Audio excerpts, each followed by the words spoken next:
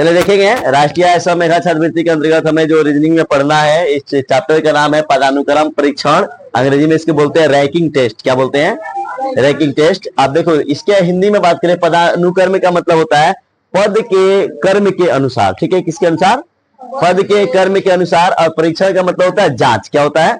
जांच। अंग्रेजी में से बोलते हैं रैंकिंग टेस्ट। क्या बोलते हैं? Ranking test. अब इसमें क्या है कि किस तरह के प्रश्न बनेंगे, इसमें 7 टाइप के क्या बनेंगे? क्वेश्चंस बनेंगे। तो 7 टाइप के क्वेश्चंस मैंने लिखा है कि कौन कौन के आधार पर बनेंगे। लंबाई अथवा ऊंचाई पर आधारित प्रश्न होंगे, मतलब आपके लंबाई और ऊंचाई कितना है, आपका मतलब लंबाई कितना है, ऊंचाई कितना है, उसके आधार पर पहला प्रश्न बनेगा। दूसरा प्रश्न बनेगा आयु पर आधारित पदानुक्रम, मतलब आपका एज के आधार पर क्वेश्चन बनेगा। तीसरा नंबर है भार ओजन, मतलब ओजन के आधार पर क्या बनेगा? प्रश्न बनेगा। चौथा है गुण विशेषण, मतलब जो आप संज्ञाओं में पढ़े ना, गुण विशेषण योग्यता या बुद्धिमत्ता पर आधारित क्या होंगे? प्रश्न होंगे। और 5वां जो एक्सरसाइज होगा मंचन या प्रदर्शन कर्म समय या तिथि के आदि पर निर्धारित होगा। 6ठा प्रश्न जो होगा निर्धारित शर्तों पर आधारित होता है, कोई शर्त लगता है ना, उसके आधार पर क्या होंगे? प्रश्न होंगे। उसके बाद आपका 7वां है विविध अन्य प्रकार के पदानुक्रम, मतलब सभी मिक्स मिला के क्या होंगे? प्रश्न बनेंगे। अब देखिए मैंने इस पहला टाइप पर लंबाई अथवा ऊंचाई पर आधारित एक प्रश्न को मैंने बनाया है, उसको हम आप बहुत बारीकी से बनाने जा रहे हैं। ठीक है, हालांकि मैं बड़ा छोटा के चिन्ह देकर नहीं बनाऊंगा, आपकी किताब बड़ा छोटा चिन्ह बना के दिया है, लेकिन यहां देखेंगे पहले समझेंगे। क्वेश्चन को समझ लीजिए। रोहिणी कला से लंबी है लेकिन मालती से छोटी है। क्वेश्चन कह रहा है कि रोहिणी कला से लंबी है लेकिन मालती से छोटी है, तथा सीता रीना से तो लंबी है पर काला जितनी लंबी नहीं है। यदि ये सभी एक पंक्ति में, मतलब एक लाइन में क्या हो जाए, अपनी ऊंचाई के अनुसार खड़ी हो जाए, तो मध्य में कौन खड़ी होगी, मतलब बीच में कौन खड़ी होगी? तो क्वेश्चन के अकॉर्डिंग है ये। पहले हम देखते हैं, आप एक बनाते हैं सारणी। रोहिणी काला से क्या है? लंबी है, मतलब जो रोहिणी है ना, रोहिणी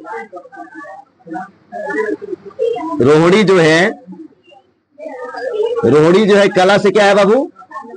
लंबी है। क्या है? रोहिणी जो है किससे लंबी है बाबू? कला से लंबी है। फिर मालती से वो क्या है? छोटी है। तो इसका मतलब कि रोहिणी से बड़ी कौन होगी? मालती होगी। तो मालती को इधर दिखा दो। क्या मालती किससे बड़ी है बाबू? रोहिणी से बड़ी कौन है? मालती है। ठीक है, अब फिर क्या कह रहा है इसको समझिए। फिर कह रहा है सीता जो है रीना से तो लंबी है। सीता जो है किससे लंबी है? रीना से। अब बता रहा है कि सीता जो है किससे लंबी है? रीना से तो लंबी है पर काला जितनी लंबी नहीं है, मतलब सीता जो है वह किससे लंबी है? रीना से। तो काला जितनी लंबी नहीं है। अगर मान लो सीता जो है, यहां पे लिख दिया मैंने रीना, सीता जो है रीना से क्या है? लंबी है। तो मान लो कि रीना से बड़ी कौन हो गई? लंबी हो गई कौन? सीता। रीना से लंबी कौन हो गई? सीता हो गई। ठीक है, आप फिर क्या रहा है कि सीता रीना से क्या है? लंबी है। तो रीना से लंबी कौन बन गई? सीता। ठीक है, फिर क्या कह रहा है? पर काला जितनी लंबी नहीं है। इसका मतलब है कि काला से सीता क्या है? छोटी है। तो सीता काला से सीता से लंबी कौन हो जाएगी? काला हो जाएगी। तो अब एक पंक्ति में इसको सीधा कर दिया गया है, देखो लगभग। ठीक है, एक पंक्ति में क्या किया गया है? अब देखो एक लाइन से आओ, तो रीना से लंबी कौन हो गई? सीता। सीता से लंबी कौन हो गई? काला। काला से लंबी कौन हो गई? रोहिणी। रोहिणी से लंबी कौन हो गई? मालती। ठीक है, ये इसके पद के अनुसार, इसके ऊंचाई के मतलब इसकी लंबाई के अनुसार क्या किया हमने? डाल दिया। अब क्वेश्चन में क्या कह रहा है कि अगर मतलब अपनी ऊंचाई के अनुसार खड़ी हो जाए तो मध्य में कौन खड़ी होगी, मतलब बीचों बीच में खड़ी कौन होगी? तो बीचों बीच में खड़ी कौन होगी? तो इसमें देखो कैसे होगा, बीच में कौन होगा? इधर से चलो पहले गिन लो कौन? 1 2 3 4 5। इधर से देखो तो बीच में कौन बन रहा है बाबू? बीच में कौन आ रही है? देखो बीच में यही आ रही है, काला। तो ऑप्शन नंबर डी क्या हो जाएगा? सही हो जाएगा। बोलिए किसको समझ में नहीं आया है? सबको समझ में आ गया है ना? तो अगर आपको समझ में आ गया तो हम लोग टाइप 2 में चलेंगे। किस में चलेंगे? टाइप 2, आयु पर आधारित पदानुक्रम। अभी हमने किसके आधार पर देखा? लंबाई के आधार पर। इसी में ऊंचाई के आधार पर भी प्रश्न होगा। मैंने एक एक एग्जांपल सब पे बताता हूँ, चैप्टर हमारी क्या हो जाएगी? समाप्त हो जाएगी। आप आराम से सारा अभ्यास क्या करेंगे? बना लेंगे। चलिए अब हम लोग दूसरा नंबर जो हमने बताया था कि अब हमें दूसरा टाइप आयु पर आधारित पदानुक्रम को हम लोग देखने जा रहे हैं। उसमें क्वेश्चन से बनाया गया है। इसको देखो, कह रहे यदि मनोहर की आयु अंकित की आयु से अधिक है और सरोज की आयु अंकित की आयु से अधिक नहीं है, तो बताएं इन तीनों में सबसे अधिक उम्र किसकी है? है ना। तो सबसे पहले हम देखेंगे क्वेश्चन के अकॉर्डिंग आएंगे, यदि मनोहर की आयु अंकित की आयु से अधिक है। अब यहां मान लो कि हमने अंकित की आयु ले लिया, अंकित से बड़ा अगर देखें तो अंकित से बड़ा किसकी आयु है? मनोहर का आयु है। किसकी आयु होगा? वो मनोहर के, मतलब अंकित से बड़ा कौन है? उम्र के अनुसार। ये किसके अनुसार चल रहे हैं? तो अंकित से बड़ा कौन निकला? मनोहर। ठीक है, अब देखो फिर क्या कह रहा है, अंकित की आयु से अधिक है और सरोज की आयु से अंकित की आयु से अधिक नहीं है। मतलब जो सरोज की आयु है वह अंकित की आयु से अधिक नहीं है। इसका मतलब है कि अंकित जो है वह सरोज से क्या है? बड़ा है, यही है ना। तो क्या हो जाएगा, यहां लिख दो क्या चीज? सरोज, और उससे बड़ा कौन बन जाएगा? मतलब यहाँ कौन कह रहा है कि सरोज की आयु अंकित की आयु से अधिक नहीं है। मतलब सरोज का जो उम्र है वो अंकित की आयु के से क्या है? कम है। तो इसका मतलब है कि अंकित से वो छोटा है ना, तो सरोज से बड़ा कौन हो जाएगा? अंकित हो जाएगा। ठीक है, अब क्वेश्चन क्या कह रहा है इसको समझो। कह रहा है इन तीनों में सबसे अधिक उम्र किसकी है? अब इन तीनों में सबसे अधिक उम्र देखा जाए तो देखो तो सरोज से बड़ा अंकित, अंकित से बड़ा कौन? मनोहर। तो सबसे बड़ा क्या हो जाएगा? मनोहर हो जाएगा। इसमें ऑप्शन बाबू छूटा हुआ है, हालांकि मैं इस ऑप्शन को लिख भी देता हूं, ठीक है ना। यहाँ पे क्वेश्चन में ऑप्शन छूटा हुआ था कि क्या होगा। मान लीजिए कि इसमें यहाँ पे ऑप्शन में दिया है ए नंबर में सरोज, ठीक है, बी नंबर में है अंकित, बी नंबर में है अंकित, और सी में आपका है मनोहर, मनोहर, और डी में आपका है तय नहीं किया जा सकता है, तय नहीं किया जा सकता है। अब देखो तय नहीं किया जा सकता, तो इसमें सबसे बड़ी उम्र देखो तो किसका आ रहा है बाबू? मनोहर का। था कौन ऑप्शन सही हो जाएगा? मनोहर सही हो जाएगा। बोले किसी को डाउट?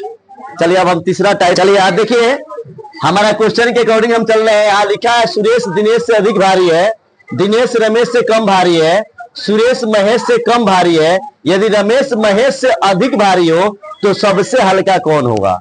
ठीक है, तो यहाँ पे सबसे पहला बात यहाँ पे देखिए, ये थोड़ा सा क्वेश्चन में गड़बड़ सड़बड़ मतलब एक घुमाया हुआ है, गड़बड़ तो है नहीं, लेकिन देखिए यहाँ पे क्या है, सुरेश दिनेश से अधिक भारी है। यहां मान लो दिनेश हो गया, ठीक है बाबू।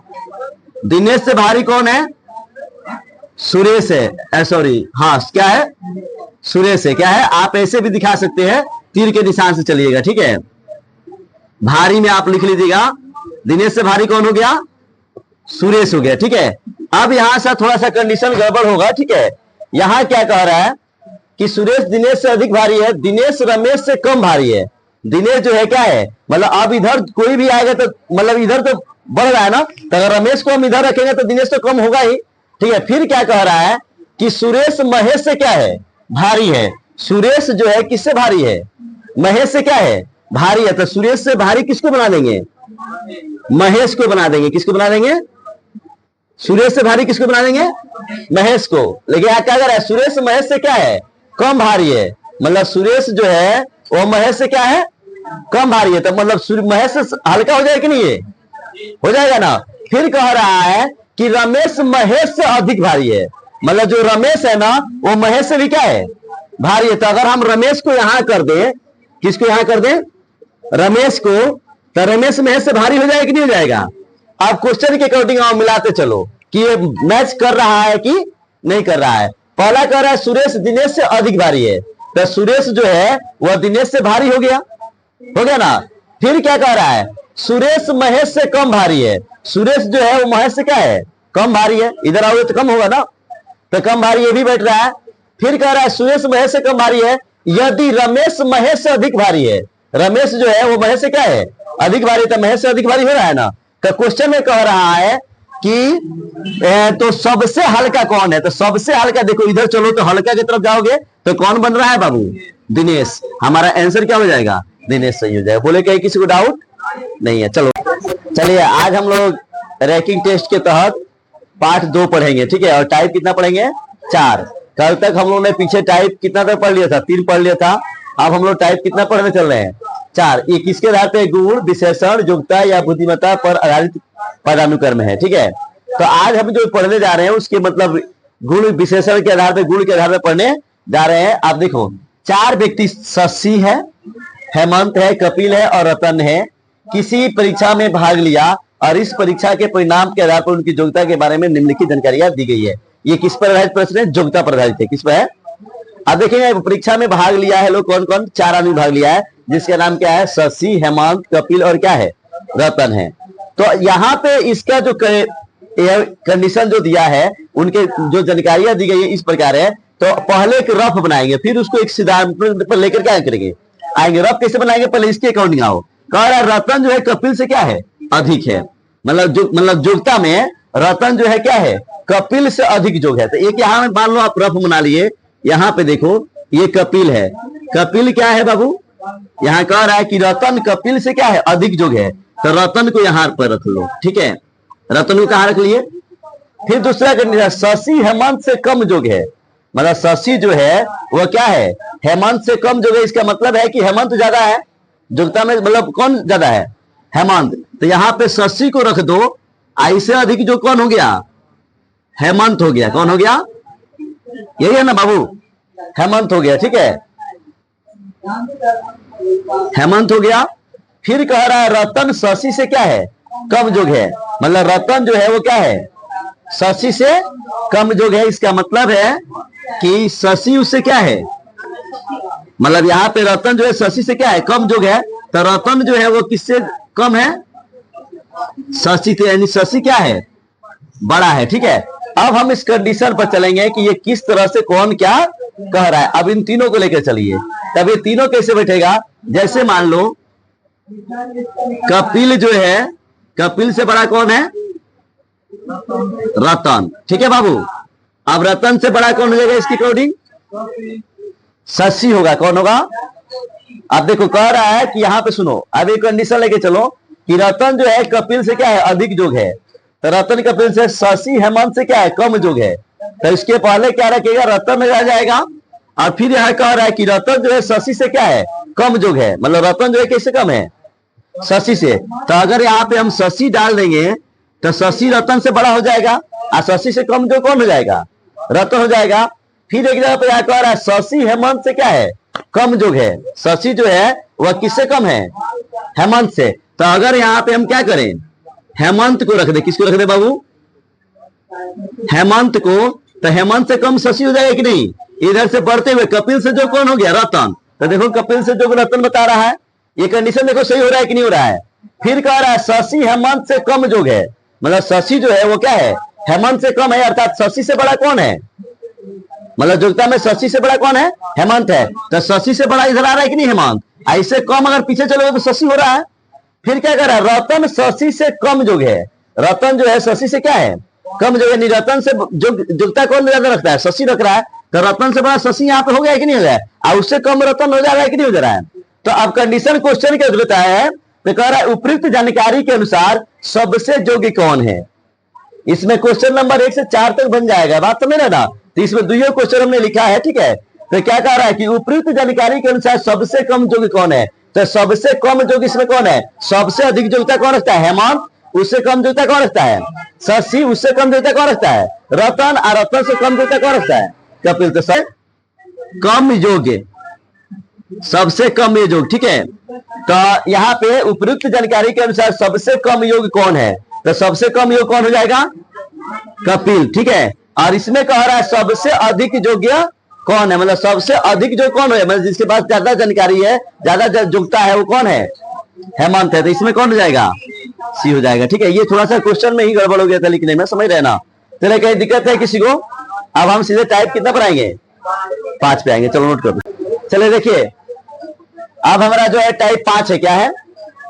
टाइप 5 है। इसमें कह रहा है मंचन या प्रदर्शन के कर्म, समय या तिथि आदि पर आधारित पदानुक्रम हमें पढ़ना है, ठीक है। तो हमें इसमें अभी क्वेश्चन हमने नहीं लिखा है, क्वेश्चन भी हम एक एक करके क्या करेंगे? लिख लेंगे और इसको समझेंगे, ठीक है। पहले दिया है कि एक विद्यालय में 10 मार्च से 17 मार्च के बीच 7 विषयों की परीक्षा की जा रही है। और 7 विषयों का नाम यहाँ पे दिया है हिंदी, गणित, विज्ञान, वाणिज्य, गणित, संस्कृत और कंप्यूटर की परीक्षाएं आयोजित की गई है। परीक्षा कार्यक्रम आदि के संबंध में जानकारी विद्यालय द्वारा प्रस्तुत की गई है। उसके अनुसार इस प्रकार है, मतलब विद्यालय द्वारा ये परीक्षा क्या गई है, आयोजित का एक सारणी बनाया गया है। उस सारणी में किस तरह से परीक्षा लिया जा रहा है उसको बताया गया है।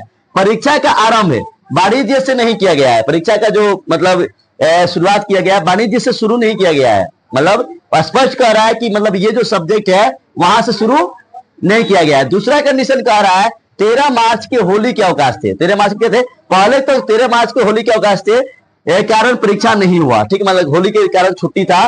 तीसरा बढ़ रहा है कि कंप्यूटर की परीक्षाएं संस्कृत से ठीक पहले दिन ली गई थी, मतलब कंप्यूटर की जो परीक्षा लिया गया था उसके पहले किस चीज की परीक्षा लिया गया था, मतलब संस्कृत से पहले कंप्यूटर जो परीक्षा ली गई थी वो किससे पहले ली गई थी, संस्कृत से पहले ली गई थी। चौथा कह रहा है अंग्रेजी विषय की परीक्षा अवकाश के बाद वाले दिन में लिया गया था, मतलब छुट्टी, अवकाश मतलब क्या होता है, छुट्टी। तो अंग्रेजी की परीक्षा ली गई थी वह छुट्टी के बाद क्या लिया गया था। पांचवा है हिंदी की परीक्षा अंग्रेजी के बाद हुई थी, मतलब हिंदी के जो परीक्षा हम लिए थे कब लिए थे, अंग्रेजी के बाद। छठा कह रहा है अवकाश के ठीक पहले दिन गणित की परीक्षा ली गया था, मतलब अवकाश के मतलब जो छुट्टी लिया था उसके पहले किसकी परीक्षा ली थी, गणित की।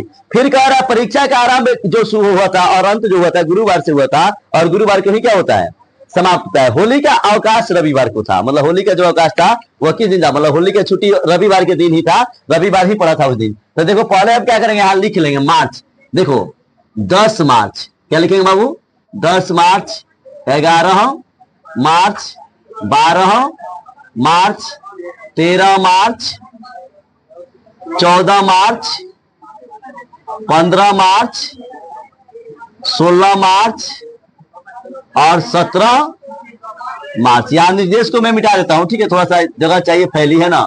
देखो 10 मार्च, ये 12 13 मार्च हो गया, ठीक है। परीक्षा जो शुरू हुई है किस दिन से हुई है, 10 मार्च से शुरू हुई है, तो कौन दिन पड़ रहा है, बृहस्पतिवार, और समाप्त भी हो रहा है तो कौन दिन पड़ रहा है, बृहस्पतिवार। अब कंडीशन के अनुसार आइए, किसके अनुसार आइए, पहले देखिए पहला परीक्षा का आरंभ वाणिज्य से नहीं हुआ है, मतलब ये जो 10 तारीख को परीक्षा पड़ी है वाणिज्य से शुरू नहीं हुआ है यहाँ पे। आप देखो फिर क्या कह रहा है, 13 मार्च को होली का अवकाश था, 13 मार्च डाल लो क्या चीज, होली। इस दिन क्या था, छुट्टी था, दिन कौन था, रविवार था। कौन था दिन बाबू, रविवार दिन था। कौन दिन था, रविवार। फिर अब आइए दूसरा कंडीशन कह रहा है कि 13 मार्च को होली था, उसके बाद कह रहा है कंप्यूटर की परीक्षाएं संस्कृत के ठीक पहले दिन हुई थी, मतलब जो कंप्यूटर परीक्षा हुआ था वो किस दिन हुआ था, ठीक संस्कृत के। अब किस तारीख को हुआ था ये स्पष्ट नहीं है, लेकिन आज दूसरा देखिए अंग्रेजी विषय की परीक्षा अवकाश के ठीक बाद वाले दिन में हुई थी, और अंग्रेजी का जो सब्जेक्ट का परीक्षा हुआ था वो अवकाश के ठीक बाद, तो अवकाश कौन था, होली था, उसके बाद हुआ था क्या चीज, अंग्रेजी। तो यहाँ क्या लिख लोगे, अंग्रेजी लिख लोगे, ठीक है बाबू। और अंग्रेजी जैसे लिखोगे यहां कौन दिन आएगा, सोमवार आएगा। कौन आएगा, सोमवार, ताकि रविवार के बाद क्या आता है, सोमवार। फिर क्या कह रहा है, आप देखो फिर कह रहा है अंग्रेजी विषय की परीक्षा अवकाश के ठीक बाद वाले दिन में हुई थी। पांचवा कह रहा है हिंदी की परीक्षा अंग्रेजी के बाद हुई थी, हिंदी की जो परीक्षा हुई थी किसके बाद हुई थी, अंग्रेजी के बाद। तो अंग्रेजी के बाद क्या आएगा, हिंदी आएगा, तो हिंदी को क्या लिख दोगे, हिंदी आया क्या लिख दोगे, मंगलवार, ठीक है बाबू। फिर क्या कह रहा है कि परीक्षा का आरंभ है और अंत गुरुवार से, कुछ छूटा है क्या, अरे 6 नंबर देखो ना, 6 नंबर लिखा अवकाश के ठीक पहले दिन गणित की परीक्षा हुई थी। अवकाश के ठीक पहले दिन किसके परीक्षा हुई थी, तो अवकाश किस दिन था, होली था, तो उसके पहले परीक्षा किसका हुआ था, गणित का। तो गणित कौन दिन पड़ गया बाबू, शनिवार पड़ गया। कौन दिन पड़ गया, दिन जरूर लिखिएगा नहीं तो फंस जाइएगा, ठीक है।